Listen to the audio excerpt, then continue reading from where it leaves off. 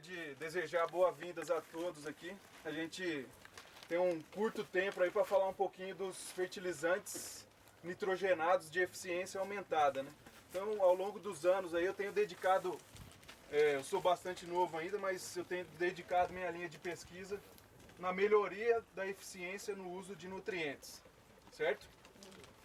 Então, eu sou professor lá do Departamento de Ciência do Solo, tenho trabalhado, estou há 5 anos estudando perdas por volatilização, por desnitrificação, lixiviação, mecanismos de liberação desses fertilizantes chamados de eficiência aumentada.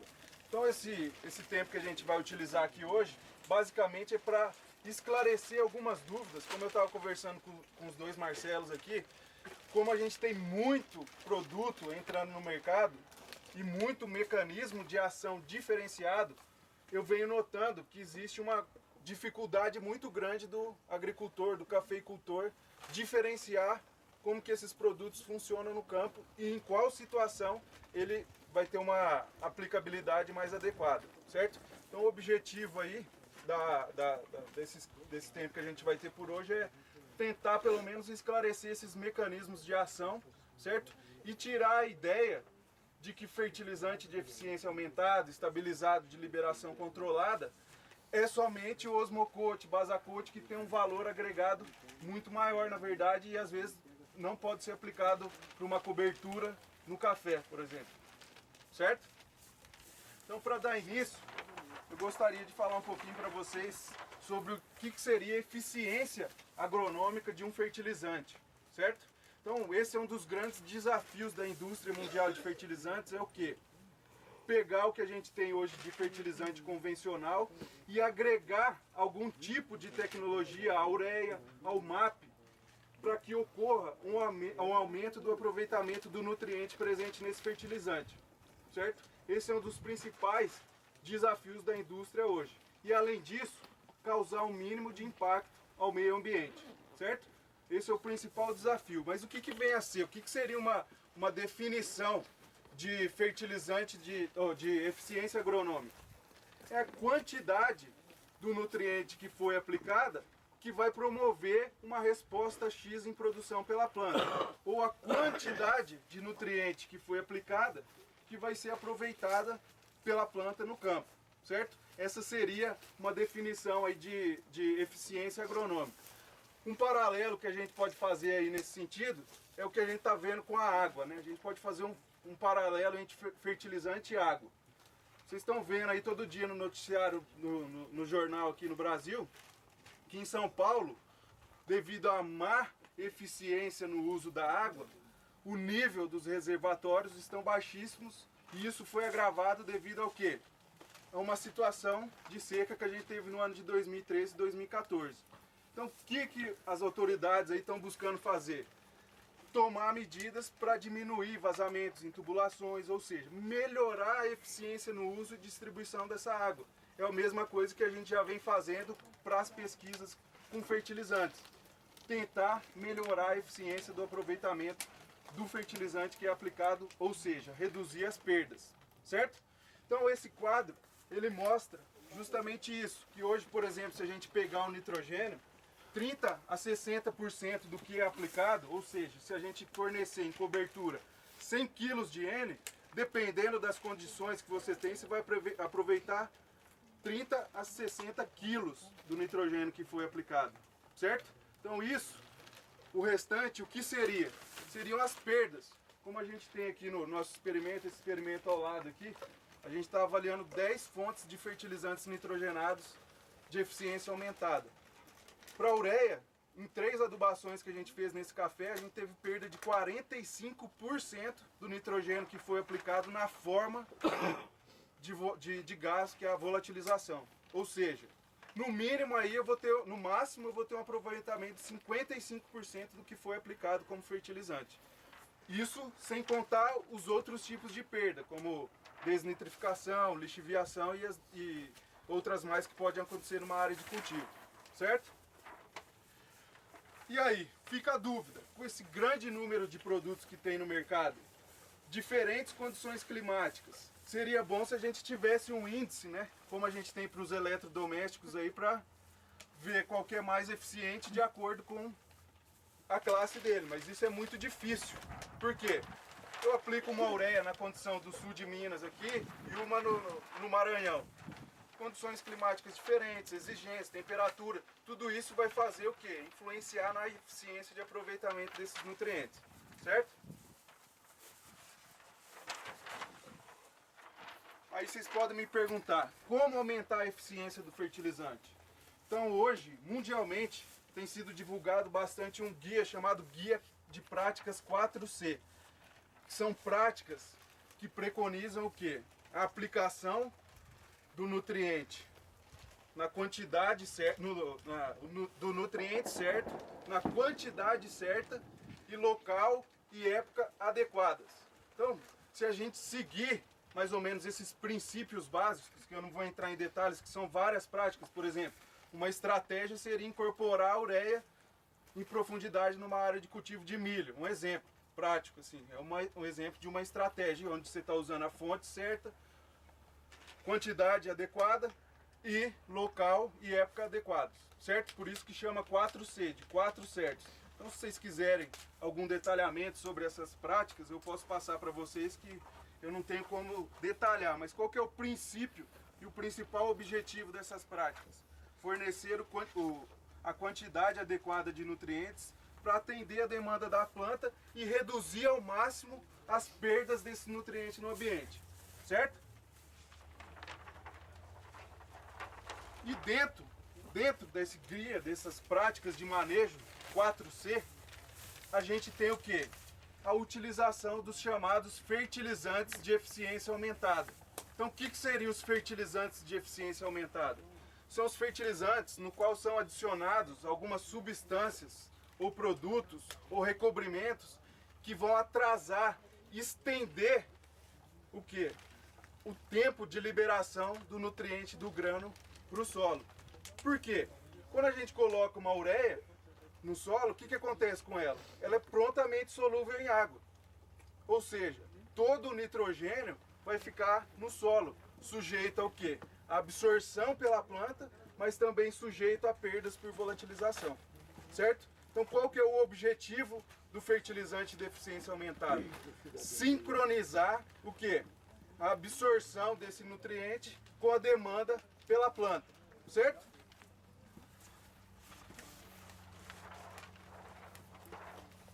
Aí vocês podem me perguntar, por que só agora? Esses fertilizantes têm alguns produtos que foram patenteados em 1924, certo? O NBPT, por exemplo, foi patenteado na década de 60. O Osmocote é de 1967. A ureia recoberta com enxofre é de 1972. Por que só agora o pessoal está atentando para usar esse tipo de tecnologia nos fertilizantes? Primeiro, porque a gente precisa aumentar a eficiência de uso de nutrientes. E ao longo dos anos, o que foi acontecendo? O custo de produção desses fertilizantes também foi diminuindo, certo?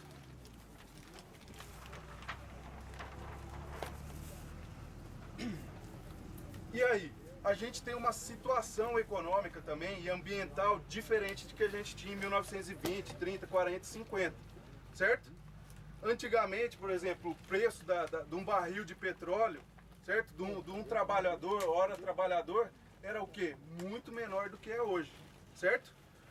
Para você fazer 4 aplicações de nitrogênio no café, você colocar custo de mão de obra ou de maquinário, dependendo do tempo do tamanho da fazenda, vai pesar significativamente no custo da aplicação do fertilizante. Por quê? Hoje em dia a gente tem um contexto ambiental e econômico diferente, onde a gente tem uma exigência para reduzir as perdas de nutrientes e, por outro lado, a gente tem a pressão do fator econômico, aumento do preço do óleo diesel e da mão de obra, que tornou esses fertilizantes mais competitivos do que no século passado, certo? E aí vocês me perguntam, o que são esses fertilizantes? Esse aqui é um dos principais objetivos meus, é tentar passar uma mensagem para vocês entenderem como que eles são classificados e o que são esses fertilizantes de eficiência aumentada. Por quê? Tem muito produto no mercado, os produtos têm mecanismos de ação diferenciados e isso vai afetar o quê? No custo dele e na eficiência de aproveitamento desses nutrientes. Então como que seriam classificados os fertilizantes de eficiência aumentada com base nos seus mecanismos de ação? Então, a matéria-prima básica para a fabricação de todos eles é o fertilizante mineral simples que a gente tem, por exemplo, uma ureia, certo? Mas quando eu adiciono um composto como o NBPT, que é capaz de inibir a atividade de uma enzima que transforma essa ureia aqui em nitrogênio que vai ser utilizado pela planta, eu atraso o quê?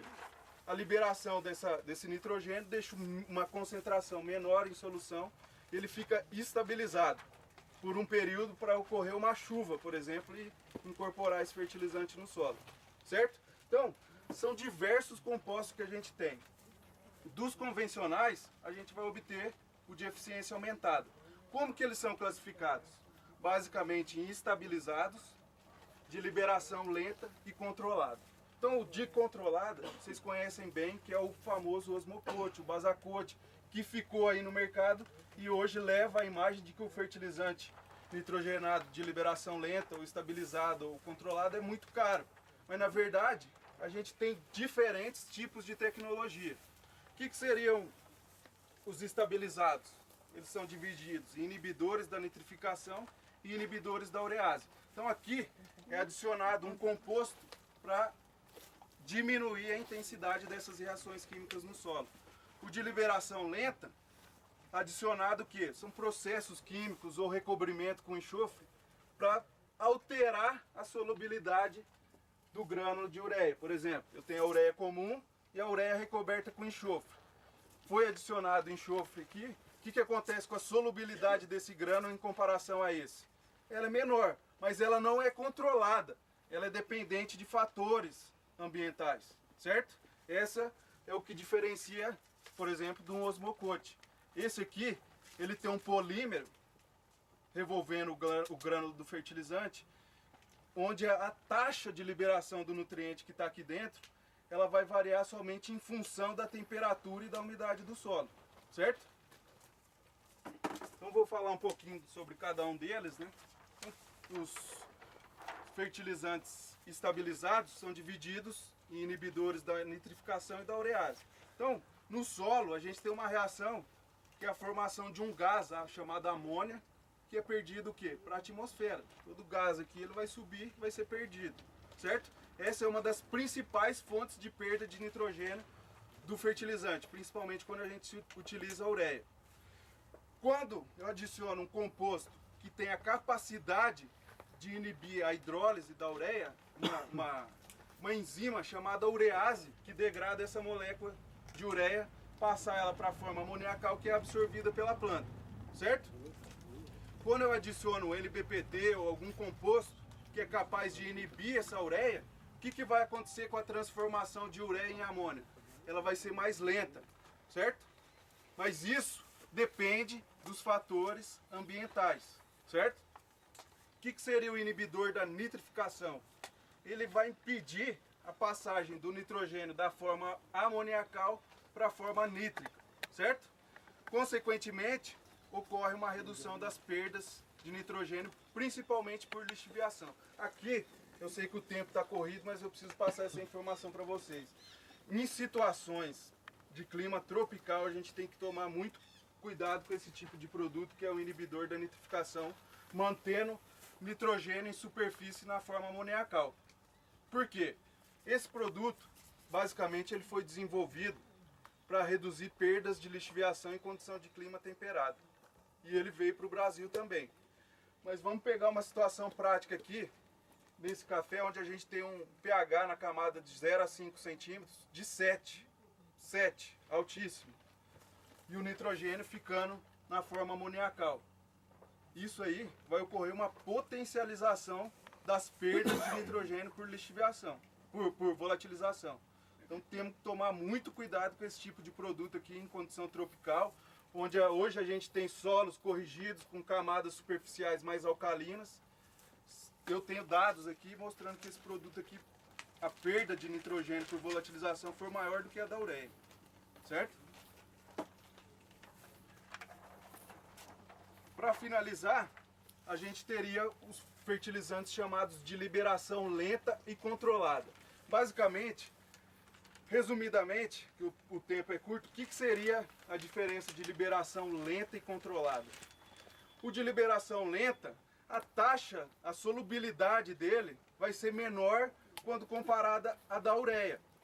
Mas essa solubilidade é influenciada por fatores como pH do solo, temperatura, umidade, salinidade, todos os fatores que a gente tem no solo.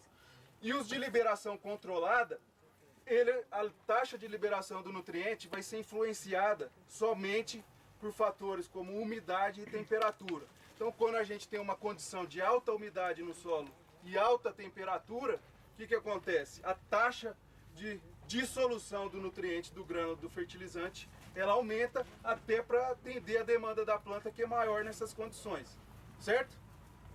E aqui, só para ilustrar, é uma fotografia que a gente tirou aqui no Departamento de Ciência do Solo da UFLA, onde mostra parte do grânulo de ureia revestido com o quê? Com polímero, certo?